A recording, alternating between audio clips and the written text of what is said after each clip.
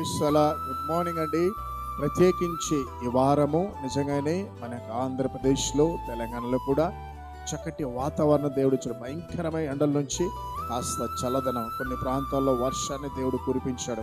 ముఖ్యంగా మేమున్న స్థలంలో కూడా వర్షం రావడం చాలా భూమి చల్లదనం వచ్చింది. ఇప్పుడు మంచి వాతావరణం దేవుడు ఇచ్చాడు. దేవునికి మహిమ కలుగాక. రండి కలిసి దేవుని వాగ్దానం చదువుతాం. 1 యోహాను 4:4 మీలో ఉన్నవాడు లోకంలో ఉన్నవాడి కంటే గొప్పవాడు. మనకి కొన్ని సందర్భాలు మన మీదకి ఎవరైనా శత్రువులు మనల్ని భయపెట్టించినప్పుడు, వార్నింగ్ ఇచ్చినప్పుడు భయపడుతాం.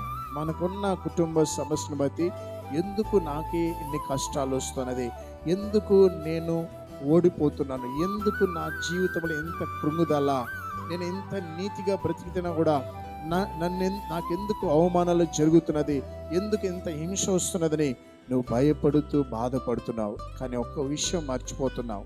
ఆ విషయం ఏంటంటే, నీలో ఉన్నవాడు, ఈ లోకంలో ప్రధానమంత్రి ఉన్నాడు, రాష్ట్రపతి ఉన్నాడు, ముఖ్యమంత్రులు ఉన్నారు, ఈ రాష్ట్రము దేశంలో గొప్ప గొప్ప వారు ఉన్నారు. వారందరికంటే నీలో ఉన్న యేసయ్య గొప్పవాడని నువ్వు గుర్తించాలి.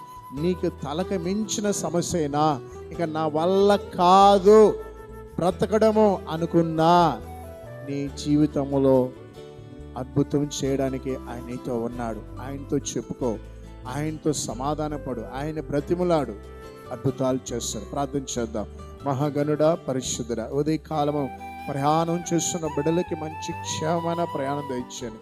యాక్సిడెంట్లో కూడా నా ప్రభా, హాస్పిటల్లో కోమా స్థితిలో ఉన్న బిడ్డల్ని కనికరించండి. కొంతమందినైనా పిల్లలు తప్పిపోయినారు నా ప్రభా, తల్లిదండ్రులు వారిని వెతుకుతుండగా ఆ బిడ్డలను తల్లిదండ్రులకు చేర్చమని ప్రార్థిస్తున్నాం తండ్రి. ఉదయకాలనే వాగ్దానమైన బిడ్డలు నా ప్రభా, కడుపు నొప్పితో తలనొప్పితో నా బాధపడుతున్న బిడ్డలకి స్వస్థతనైనా, జ్వరముతో బాధపడుతున్న బిడ్డలకి స్వస్థన ప్రభా.